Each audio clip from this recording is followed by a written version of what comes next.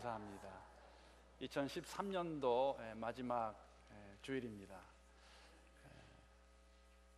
제가 신학교 다닐 때 저희 교수 분께서 한 분이 이런 말씀 해주셨습니다. 언젠가 한번 교회에서 나눈 적이 있는데, 하나님의 성경에 기록된 하나님의 말씀이 하나님의 말씀일 수밖에 없는 이유, 물론 객관적인 증거들이 있습니다. 예를 들면은 한 40여 명의 저자가 1500년 동안의 기간을 통해서 66권의 책을 쓰지만 창세기부터 계시록까지의 주제는 하나이다.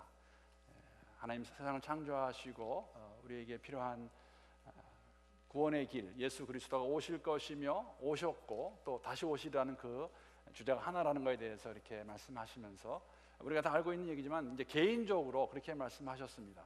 두 가지 이유를 말씀하셨는데, 하나는 성경을 볼 때마다 우리 마음 가운데 이제 찔림이 있죠. 이 말씀을 내가 정말 이대로 못 살고 있구나, 그런 게 있는가 하면, 또 다른 거는 성경의 이야기들을 보게 되면은 정말 미사여구가 붙지 않은, 아니면 여가 되지 않은 스토리들이 참 많이 있습니다. 오늘 함께 나눌 본문도 그러한 내용입니다. 누가복음 2장에 있는 말씀인데, 누가복음 2장 8절부터 20절까지의 말씀 우리 함께 보도록 하겠습니다.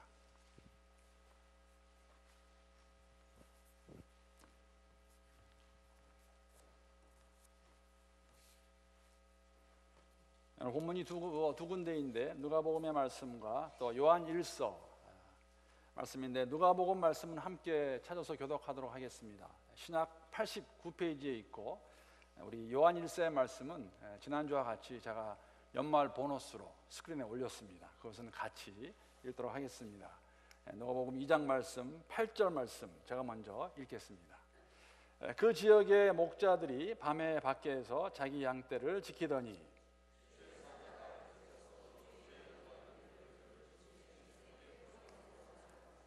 천사가 이르되 무서워하지 말라. 보라, 내가 온 백성에게 미칠 큰 기쁨의 좋은 소식을 너희에게 전하노라.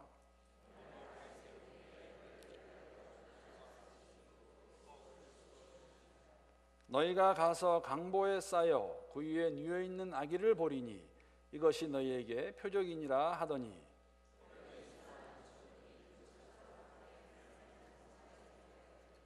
지극히 높은 곳에서는 하나님께 영광이요 땅에서는 하나님이 기뻐하신 사람들 중에 평화로다 하니라.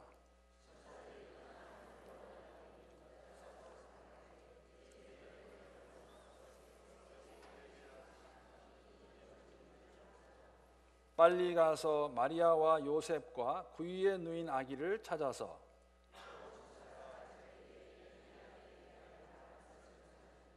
듣는 자가 다 목자들이 그들에게 말한 것들을 놀랍게 여기되,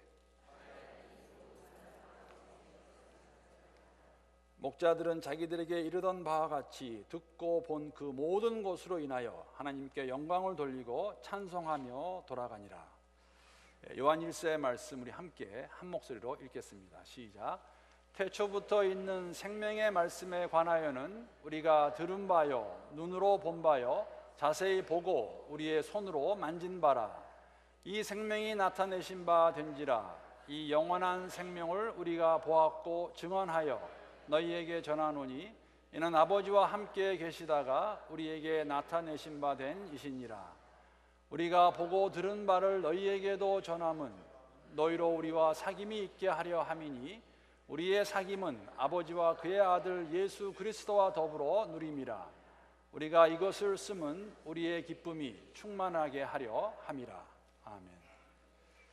얼마나 많은 분들이 대강절 기간 동안에 신경을 쓰고 두 대목을 보시면서 말씀을 들으셨는지 모르겠습니다.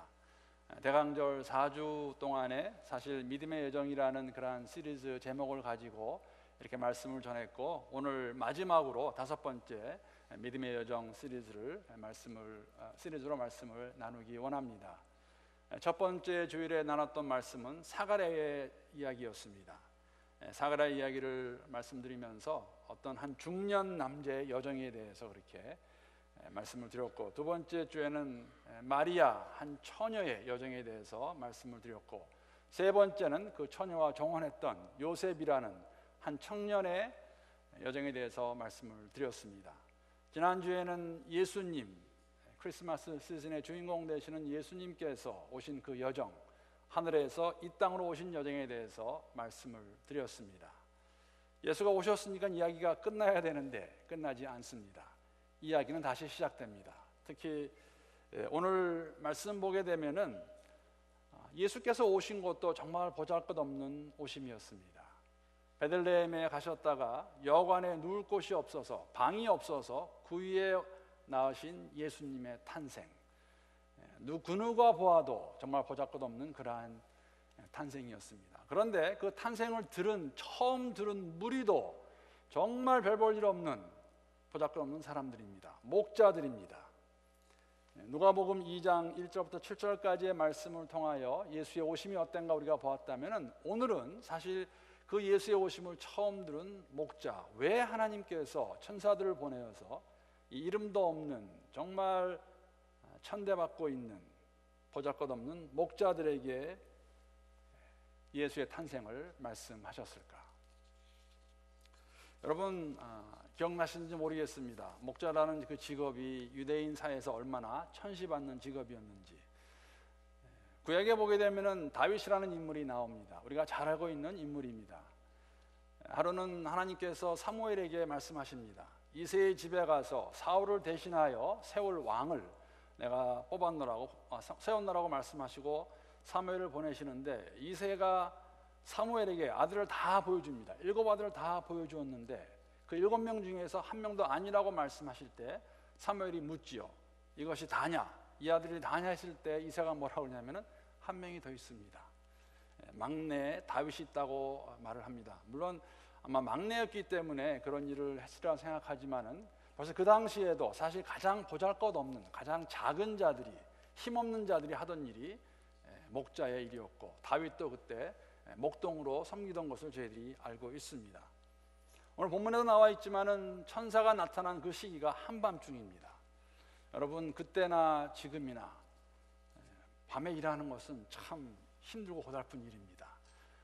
물론 간호사나 아니면은 우리 경찰들이 그렇게 하지만은 사실은 정말 많은 경우에 가난하고 힘없는 사람들이 가지고 하는 일들이 이렇게 밤에 하는 일이었습니다. 왜 하나님께서 천사들을 보내서 제사장들이나 서기관들, 그런 자들에게 말씀하지 아니하시고 한밤중에 아무도 알아주지 않는 그 들판에서 이름도 없는 그 목자들에게 예수의 탄생을 말씀하셨을까? 세상을 향한 하나님의 뜻과 목적을 보여주고 있다고 생각합니다. 여러분, 목자들이 사실은 그 당시에 천대받는 이유가 있었습니다. 아시겠지만은 유대 사회는 율법 사회입니다. 율법 사회란 여러 가지로 표현할 수 있겠지만 세상을 볼 때에 정결한 것과 부정한 것으로 구분하여 보는 그러한 가치 체계, 생각 체계를 말하고 있습니다. 그렇기 때문에 유대인들에게는 가지고 있는 직업도 정결한 좋은 직업이 있는가 하면은 그렇지 못한 부정한 사람들이 가지고 있는 직업이 있다고 구분해어 놨습니다. 복음서에 보게 되면 가장 좋은 예 중에 하나가 돈을 가지고 일했던 사람들, 세리들을 죄인 취급을 했습니다. 그 외에도 피와 관련된 직업을 가지고 있던 사람들의 그 일은 부정한 것이었습니다. 아마 의사의 직업도 그 당시에는 부정한 직업이었을 것입니다. 사람의 몸에 손을 대서 피를 봐야 되기 때문에 정결한 직업이 될 수가 없고, 또 당나귀나 아니면 낙타를 몰던 사람들, 그러한 사람들도 부정한 직업을 가진 사람이었을 것입니다. 왜냐하면 그 동물들은 굽이 갈라지지 않았기 때문에. 또 피장이들, 가죽을 가지고 구두나 가방이나 옷을 만드는 사람들, 그러한 직업도 정결한 직업은 되지 못했습니다. 목자도 그 중에 하나였습니다. 양떼를 치면서 그들을 보호하면서 아마 그들과 접해야 됐고 또 피를 볼 일이 있었기 때문에 그 당시에 목자들은 정결한 직업을 가지고 있는 사람들로 취급되지 않은, 정말 사회로부터 인정받지 못하고 부정하다는 소리 듣고 알아주지 않는 그러한 직업을 가지고 있던 목자들에게 한밤중에 천사들이 나타나서 이 기쁜 소식을 전해줍니다. 흥미로운 것은 마리아가 예수를 낳은 다음에 찬미했던 그 내용 가운데 이 좋은 소식이 좋은 소식으로 들릴 수 있는 무리가 어떠한 사람들인가에 대해서 저희들에게 알려주고 있습니다. 여러분, 누가복음 1장 46절부터 53절까지의 마리아의 찬미라고 이렇게 제목이 붙어 있는데 그 내용을 보면은 저희들이 잘 알 수가 있습니다. 제가 한번 읽어보도록 하겠습니다. 예수를 낳은 마리아의 찬양 고백입니다. 마리아가 이르되 내 영혼이 주를 찬양하며 내 마음이 하나님 내 구주를 기뻐하였음은 그의 여종의 비천함을 돌보셨습니다. 보라, 이제 후로는 만세의 날을 복이 있다 일컬이로다. 능하신 이가 큰 일을 내게 행하셨으니 그 이름이 거룩하시며 궁일하심이 두려워하는 자에게 대대로 이르는도다. 그의 팔로 힘을 보이사 마음의 생각이 교만한 자들을 흩으셨고 권세 있는 자들을 그 위에서 내리치셨으며 비천한 자를 높이셨고 줄이는 자를 좋은 곳으로 배불리셨으며 부자는 빈손으로 보내셨도다. 자신과 같이 약하고 비천한 자, 정말 아무것도 없는 그 여인의 몸을 통해서 하나님께서 예수를 이 땅에 보내셨습니다. 그것을 알고 있는 마리아가 동일하게 그러한 고백을 합니다. 나같이 비천한 자를 높이실 것이며 줄이는 자를 좋은 곳으로 배부르게 하실 것이라고 그렇게 마리아가 고백을 하고 하나님을 찬양했습니다. 그러기에 사실 맞는 이야기입니다. 이러한 예수의 탄생을 가장 먼저 들어야 될 사람은 정말 세상이 알아주지 않는, 사회에서 취급받지 못하는, 인정받지 못하는 목자들에게 예수의 탄생이 먼저 알려진다는 것입니다. 오늘날도 크게 다르지 않다고 생각합니다. 예수의 오심을 듣고 받아들일 수 있는 사람은 부유하고 힘 있는 사람들은 아니라고 생각합니다. 내가 이루었다고 생각하는 사람도 될 수 없습니다. 내 머리로, 내 힘으로, 내 능력으로 이루었다, 그런 사람들이 아니라 정말 약하고 부족하고 아니다, 아무것도 없다, 나 같은 사람이라 고백하는 사람들에게 좋은 소식은 좋은 소식으로 올 것입니다. 믿는 자들에게 똑같다고 생각합니다. 하루라도, 한 시간이라도, 한 순간이라도 하나님의 은혜를 우리가 잊어버린다면 여러분과 저는 이 믿음의 여정 걸어갈 수 없습니다. 내가 할 수 있다 생각하는 그 순간에 우리는 넘어질 것입니다. 중국에 있을 때 경험한 일입니다. 중국에 처음 가서 한어를 공부하기 시작했을 때에 저를 가르쳐 주시던 분이 짜오 라오셔, 한국말로 하면 조 선생님이라면 계셨는데 제가 굉장히 좋아하는 분이었습니다. 그때 한 40대 후반 정도의 분이셨는데 이분 사실 참 운남에 오게 된 것도 얘기를 들어보니까 참 파란만장했습니다. 여러분이 잘 아시는 중국에 1966년부터 76년까지 문화혁명이라는 그런 혁명이 있었습니다. 그때 사실 반동이라는 이름을 붙여서 많은 사람들을 숙청했는데, 물론 죽은 사람도 있지만은 쫓겨난 사람들이 참 많습니다. 반동에는 여러 가지 종류가 있는데 한국말은 반동분자라고 그러죠. 판동 그렇게 합니다, 중국어로. 근데 그 부류 중에 한 부류가 어떤 부류였냐면은 공부 많이 한 사람. 그래서 제가 한번 물어봤어요. 공부 많이 한 사람은 어떻게 합니까? 그랬더니 그 당시에는 공부 많이 한 사람을 알 수 있는 방법이 뭐였냐면은 안경 낀 사람. 정말 그랬습니다. 그래서 이 조 선생님도 그때 대학을 다니기 때문에 반동이 된 겁니다. 그래서 운남이라는 시골로 쫓김을 당해 와서 그곳에서 고생을 한참 하고 나중에 문화혁명이 끝났을 때에 공부를 다시 해서 하기는 사실은 마스터밖에 없습니다. 그러나 그 당시에 그 시대 분들은 박사기 있는 분들이 아니라 마스터만 있어도 대학교에서 가르칠 수 있는, 그래서 그분이 운남대학교에서 역사학을 가르치시는데 역사학 가르치시고 부업으로 이제 외국인들에게 중국어를 가르치셨습니다. 너무너무 좋은 사람입니다. 그래서 제가 그분을 너무너무 좋아해가지고 이분한테 내가 복음을 전해야 되는데, 그러다 제 나름대로 꾀를 낸다고 내서 그분한테 제가 그렇게 제시했습니다. 우리 조 선생님 저한테 좀 개인 과외를 좀 해주시죠. 책은 제가 가져오겠습니다. 그리고 가져간 책이 성경책입니다.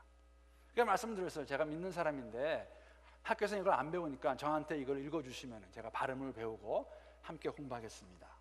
물론 다른 의도는 이분이 성경을 읽다가 혹시라도 하나님에 대해서 흥미가 생기고 예수가 누군가 물어보면 기회는 왔다 그러고 하려고 한 것이었습니다. 그런 기회가 와서 복음을 전했는데 이분이 복음을 받아들이지 않으세요. 사실은 왜 안 받아들였는지 저는 압니다. 사실 이분은 한말에 그런 말이 있습니다. 법이 없어도 살만한 분. 정말 그분의 삶을 보게 되면 제가 봐도 존경스럽습니다. 깨끗하고 열심히 살고 나라 사랑하고 그런 분에게 이 좋은 소식이 좋은 소식으로 들어갈 수 없었다는 것이죠. 자신의 의로 인해 살고 있던 그런 분이었습니다. 사랑하는 성도 여러분, 성경에서 교만한 사람을 말할 때 어떤 사람이 교만한 사람인지 아십니까? 교만한 사람은 자신을 창조한 하나님을 인정하지 않고 부인하는 사람들입니다. 그렇기 때문에 짜오 라오셔가 조선생이 정말 세상의 가치관으로 봤을 때는 깨끗하고 도덕적으로 바르고 그러한 사람이지만은 하나님을 인정하지 못하는 사람, 인정하지 않는 사람, 교만한 사람이고 그러한 사람은 좋은 소식을 좋은 소식으로 받아들일 수 없다는 것이죠. 예수님께서 후에 이렇게 말씀하십니다. 마음이 깨끗한 사람이 복이 있다. 그러한 사람들이 하나님을 볼 것이다. 마음이 가난한 사람이 복이 있는 자라고 말하십니다. 그러한 자들에게 하늘나라가 그러한 자들의 것이라고 말씀하고 계십니다. 여러분과 저는 탄생하신 그리스도를 기뻐하며 감사하는 사람들로서 목자와 같이 가난하고 깨끗한 마음이 없었더라면 우리가 예수를 우리의 구세주로 받아들일 수 있었을까?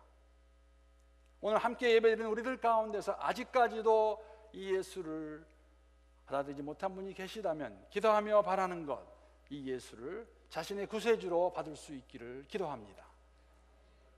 이 하나님 우리를 사랑하셔서 그리스도 예수를 주셨습니다. 그런데 문제가 하나 있습니다.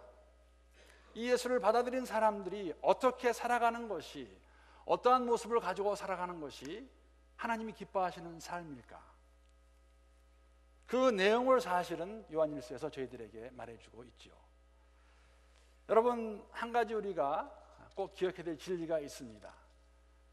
구유에 오신 그리스도 예수의 탄생을 우리가 기뻐하면서 축하하면서 감사하는 가운데 그 이야기를 가장 먼저 들은 사람이 목자였다는 것, 그것을 보면서 알 수 있는 것은 뭐냐면 하나님이 일하시는 방법과 사람의 방법은 같지 않다는 것이죠. 하나님이 사용하시는 사람과 세상이 원하고 쓰기 원하는 사람도 같지 않은 것을 저희들이 알 수 있습니다. 여러분, 우리가 지금은 잘 알고 있지만은 이렇게 예를 드리겠습니다. 성경에서 나오는 12제자, 지금은 저희들이 잘 알고 있습니다. 근데 한 가지 흥미로운 것은 제가 만약에 여러분에게 옆에 분하고 한번 12분의 이름을 얘기해 보세요. 그러면은 12제자의 이름 다 알고 계시는 분 없으실 거예요. 몇 분 계실 겁니다. 우리 아마 베드로, 요한, 야고보 정도는 알고 있을 겁니다. 그리고 좀 더 알고 있다면은 뭐 가론, 유다, 아니면 도마 정도 저희들이 알고 있을 것입니다. 나머지 7분의 이름이 무엇이냐고 한번 제가 해보라고 말씀드릴까요? 그러나 이 12명도 예수 믿는 당시에 이름 없는 사람들이었습니다. 어부였고 세리였고 배우지 못한 사람들이었어요. 그런 사람들을 제자로 선택하셔서 사용하셨던 예수님. 여러분, 혹시 유수도라는 인물을 기억하십니까? 별명이었죠. 바사바라 하는 유수도라는 별명을 가진 요셉과 마띠아. 사도행전 1장에 오기 전까지는 이 두 사람이 예수의 제자인 걸 알 도리가 없습니다.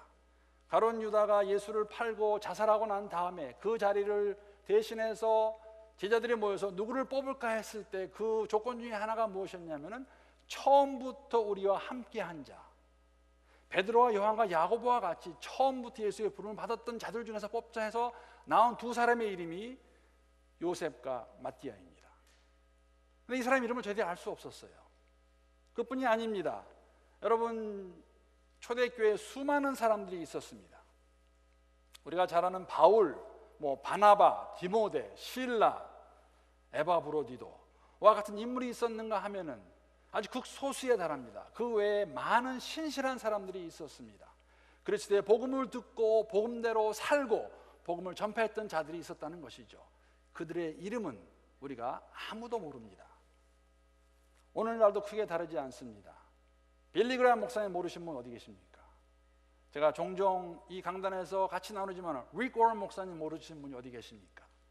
이름만 되면 알만한 한국의 대형교회 목사님들도 많이 계십니다. 그러나 이런 분들 이름은 정말 소수이고 하나님이 쓰셨던 분들은 하나님이 역사 가운데서 사실은 예수님 오신 이후로 쓰신 많은 사람들, 인물들은 이름도 없는 자들이었습니다. 지금도 오늘도 세계 곳곳에서 그리스도의 복음을 들고 아무도 알아주지 않지만 복음을 전하는 그 아름다운 사람들의 모습, 왜 그럴까? 왜 그렇게 살아갈까? 그렇게 사는 모습이 우리와는 전혀 상관이 없는 것인가? 그 이후에 오신 예수의 탄생을 처음 들은 사람들이 무명의 목자였다는 것, 결코 우연의 일은 아니라 생각합니다. 예수님께서 후에 이렇게 말씀하십니다. 한 번은 세리였던 마태를 부르시는 것을 보고 많은 사람들이 수군거리죠. 아니 왜 저 예수가 저 죄인과 이렇게 교제를 하느냐, 왜 저 사람과 말을 하느냐 했을 때 예수님께서 그 말을 수군거림을 들으시고 그렇게 말씀하십니다. 건강한 사람에게는 의사가 필요 없다. 병자에게 의사가 필요하듯이 나는 의인을 부르러 온 것이 아니라 죄인을 부르러 왔다고 그렇게 말씀하셨습니다. 아마 우리들 가운데 교만한 자는 내가 내 힘으로, 내 머리로, 내 재능으로, 내 능력으로 이룰 수 있다라는 사람들, 아마 그러한 사람들이 교만한 사람일 것입니다. 그리스도 예수 안에서 하나님을 알아갈수록 나는 할 수 없다. 내 믿음 생활까지도 여러분 모르겠습니다. 2013년을 보내면서 지난 12월 12달의 시간을 생각하시면서 정말 우리가 어떨 때 넘어졌고 힘들었고 아팠고 아니면 어떨 때 하나님이 나와 함께 하셨나, 아마도 우리가 함께 고백할 수 있는 것은 내가 할 수 없다, 어렵고 힘들기 때문에 주님만을 의지한다는 고백이 있을 때에 아마 그때에 하나님께서 우리에게 함께 하셨고 힘을 주셨으리라 믿습니다. 요한 1서의 말씀이 우리에게 어떠한 삶을 살아야 되나 가르쳐주고 있는 것이죠. 사도 요한이 우리라는 단어를 써가면서 우리가 너에게 편지를 쓴다고 말하고 있습니다. 그래서 우리는 사실 상징적으로는 사도들을 말할 수 있겠죠. 그러나 아마 그때 그 당시 사도 요한과 함께 있었던 그리스도인들이 지금 아마도 소아시아에 있는 초대교회 성도들에게, 너희들에게 이 편지를 쓴다고 말하고 있습니다. 편지의 내용은 간단합니다. 우리가 경험한 이 예수를 너희들에게 전했고 너희들이 받아들였는데 너희들도 이 예수를 전해라. 그러면 우리의 기쁨이 차고 넘칠 것이다. 여러분, 구원을 받은 것은 정말 감사할 일이고 우리가 생각을 하면 할수록 하나님의 은혜임을 깨달을 수 있을 것입니다.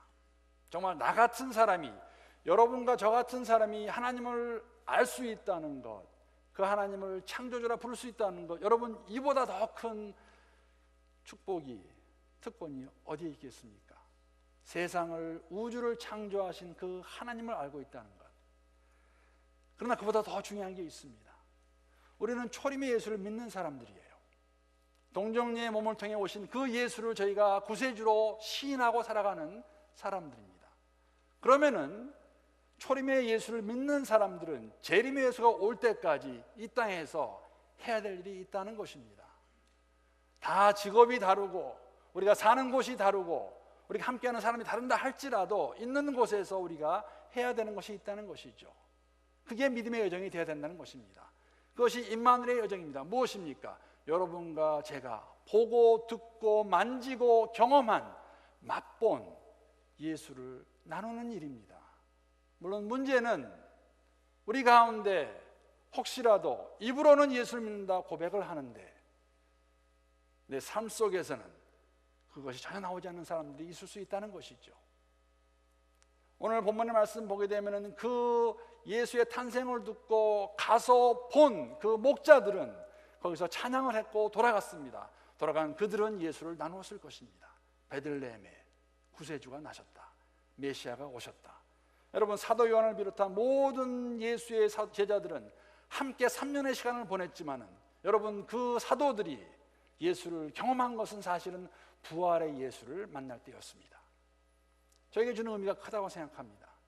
매주 교회 나와서 앉아 있을 수 있지만 내 입으로는 예수를 고백하지만 부활의 예수를 우리가 경험하지 못했다면 나눌 수도 없겠죠. 사도 요한과 그 성도들의 고백이 우리의 고백이 될 수 있기를 기도합니다.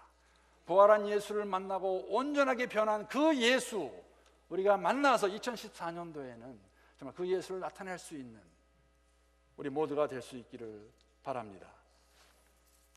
말씀을 정리하겠습니다.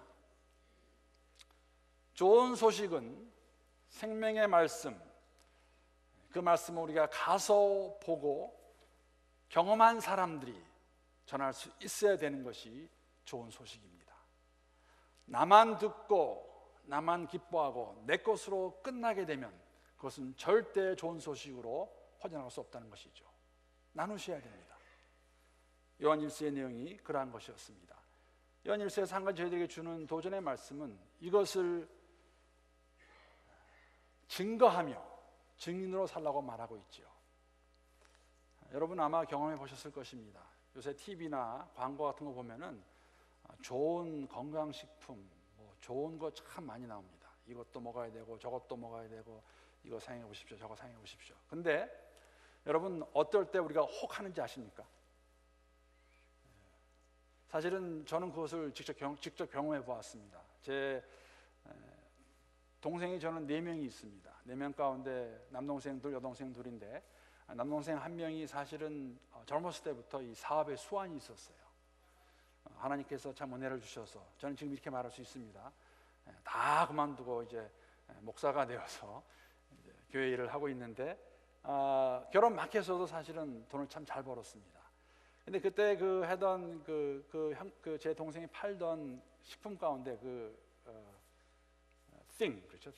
제가 뭐라고 말씀드리기 뭐하고 한번 와보라서 가봤는데 사실은 저는 마지못해 가서 앉아 있는데 어떨 때 제가 혹했냐면은 그 프로덕트를 쓴 사람이 나와서 이렇게 말하는 거예요.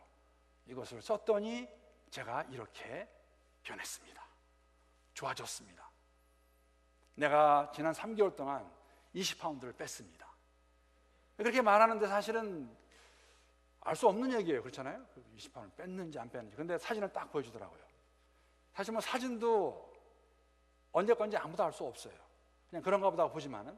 그러나 가장 들으면서 이거다라고 할 수 있는 그러한 생각을 가지게 하는 것은 그 프로덕트를 써본 사람이 나와서 자신의 입으로 말할 때 이거 정말 좋은 겁니다. 그래서 사실 물건 사신 분들 많으시잖아요. 그것이 증인입니다. 내가 증거가 되는 것이죠. 여러분 예수를 믿는 것도 크게 다르지 않습니다. 우리가 입으로 암만 내가 믿는다고 고백하지만은 내 삶 가운데서 그에 따르는 열매가 없다면 사람들 우리를 보고 웃을 거예요. 저게 예수 믿는 거면 내 구태여 믿어서 뭐 하겠나. 라는 말을 줄 수 있는 빌미를 주고 우리가 듣는다면 요한일서에서 말하는 그러한 삶이 우리에게 있는 것인가. 예수의 탄생을 듣고 가서 보고 들은 그 목자와 같이 정말 기쁨 가운데 찬양하며 돌아가서 내가 보았기 때문에, 내가 만져보았기 때문에, 내가 들었기 때문에, 내가 경험했기 때문에 그 예수를 나눌 수 있는가. 오신 예수님은 임마누엘의 하나님이십니다. 하나님이 사람이 되셨습니다. 이 임마누엘 하나님을 믿는 사람들이 모인 것이 교회 공동체입니다. 교회 공동체의 할 일은 무엇이냐. 그렇기 때문에 다시 오실 그날까지, 주님 만나는 그날까지 임마누엘의 하나님을 나타내는 것, 선포하는 것, 나누는 것, 그것이 우리가 해야 될 일입니다.